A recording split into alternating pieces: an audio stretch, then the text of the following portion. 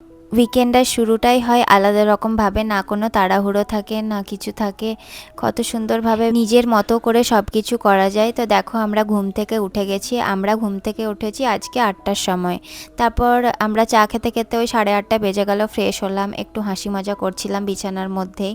তারপরে উঠে নিজে নিজে ফ্রেশ হয়ে আমরা এখন এই ঘরে বসে একটু গল্প করলাম। আর মৌমিকে আমি বারান্দায় কমপ্লেনটা দিয়েছি। আমরা এই ঘরে বসে চাও খেয়ে নিলাম আর একটু গল্প করে নিলাম, আর আজকের মেনু কি করব সেটাও ডিসাইড করে নিলাম।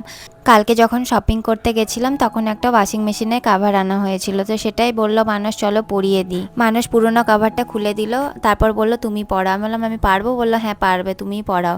তো পড়ানো হয়ে গেল, দেখালাম তোমাদেরকে। আর আমি চান টান সমস্ত কিছু হয়ে গেছে, আমি ব্রেকফাস্ট করে একটু চকলেট খেয়ে নিলাম। কালকে ওখানে কিটক্যাটের একটা স্ট্রবেরি ফ্লেভার কিনেছিলাম, খেতে খুব ভালো। আমি তাই রাত্রে কিছুটা খেয়েছি আর সকালে ব্রেকফাস্টের পরে কিছুটা খেয়ে নিলাম। আর তোমাদের সাথে একটা ট্রিক শেয়ার করলাম আমি, কোনো মশলার কন্টেনার যদি ছোট হয় তাহলে এভাবে পেপার ফানেল করে তোমরা ঢালতে পারো মশলাগুলো, কোনো অসুবিধা হবে না, কোথাও সাইডে পড়ে না। আমি গোলমরিচ এভাবে কিনি গোটা গোটা, তারপর ওটাকে পাউডার করে নিই মিক্সিতে, তাহলে ওটা টেস্টটা আর স্মেলটা খুব ভালো থাকে। তো আজকে আমি লাঞ্চে বানাচ্ছি হচ্ছে লেমন চিকেন আর জিরা রাইস। লেমন চিকেনের জন্য আমি চিকেনটা ভালো করে গরম জলে ওয়াশ করে নিয়েছি, তারপরে আমি চিকেনটা কিছুক্ষণ আধ ঘন্টা ম্যারিনেট করে রাখবো। তো চিকেনের মধ্যে ব্ল্যাক পেপার, দই, ধনে গুঁড়ো, জিরে গুঁড়ো, রসুনের পেস্ট আর একটু গন্ধরাজ লেবুটাকে আমি ভালো করে গ্রেট করে আধ ঘন্টার জন্য ম্যারিনেশনে রেখে দিলাম।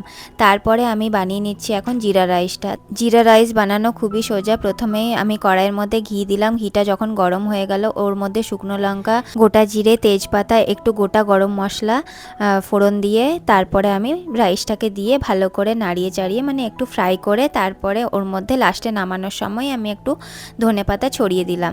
ব্যাস হয়ে গেল জিরা রাইস। ও অবশ্যই নুনটা দিয়ে নেবে, তোমাদের স্বাদ মতো অনুযায়ী নুন দিয়ে দিও। এবার আমি বানিয়ে নেব হচ্ছে লেমন চিকেনটা। প্রথমে কড়াইয়ের মধ্যে আমি তেল দিলাম, তেলের মধ্যে আমি চিকেনগুলোকে তুলে তুলে দিয়ে দিলাম। মশলাটা কিন্তু প্রথমে দিলে পুরো জল ছেড়ে দেবে, সেই জন্য প্রথমে আমি চিকেনগুলোকে হালকা করে ভেজে নেব, তারপরে আমি মশলাটাকে দিয়ে ভালো করে কষিয়ে নেব। আর মশলা কষানোর সময় আমি কাঁচা লঙ্কা, একটু গন্ধরাজ লেবু, তোমরা চাইলে পাতি লেবু ইউজ করতে পারো, মানুষ অতটা টক পছন্দ করে না, সেই জন্য আমি এখানে গন্ধরাজ লেবু ইউজ করেছি স্মেলটার জন্য। তারপরে আমি লাস্টে নামানোর সময় একটু কর্নফ্লাওয়ার দিয়ে দিলাম। ব্যাস হয়ে গেল লেমন চিকেন। দুটোই খুব সিম্পল রেসিপি, তোমরা চাইলে বানিয়ে নিতে পারো। যেদিন তোমাদের মনে হবে যে কোনো ঝামেলা ছাড়াই রান্না করব সেদিন তোমরা এই রেসিপিগুলো ট্রাই করতে পারো। খুব সহজে খুব সিম্পলভাবে হয়ে গেল, দেখতেই পেলে। তো এই হচ্ছে আজকে আমাদের সানডে স্পেশাল মেনু। আর চলো আজকের মতো ব্লগটা এখানেই এন্ড করলাম। সবাই ভালো থেকো।